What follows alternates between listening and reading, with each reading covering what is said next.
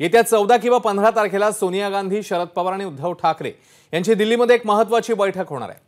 जागा वाटपासंदर्भात या बैठकीत अंतिम निर्णय होण्याची शक्यता आहे। जागा वाटपाच्या फॉर्म्युल्यावर या बैठकीत अंतिम निर्णय होईल अशी आताची माहिती आहे। निलेश बुधावले आपल्याला अधिकचे अपडेट देतील। निलेश, 14 किंवा 15 चर्चेमध्ये आहे, किती महत्त्वाची या बैठक मवियासाठी? अश्विन, अजूनही आपण पाहतोय की जागांसंदर्भामध्ये तिन्ही पक्षांमध्ये सातत्याने चर्चा होताना पाहायला मिळत आहेत।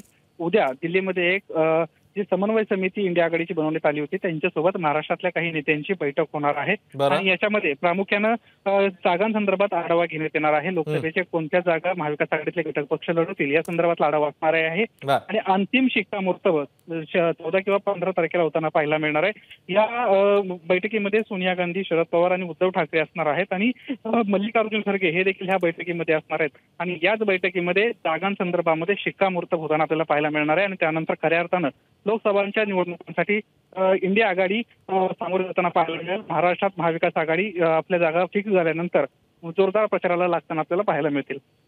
अश्विन, निलेश, धन्यवाद या सगळ्या सविस्तर माहितीबद्दल। एबीपी माझा, उघडा डोळे बघा नीट।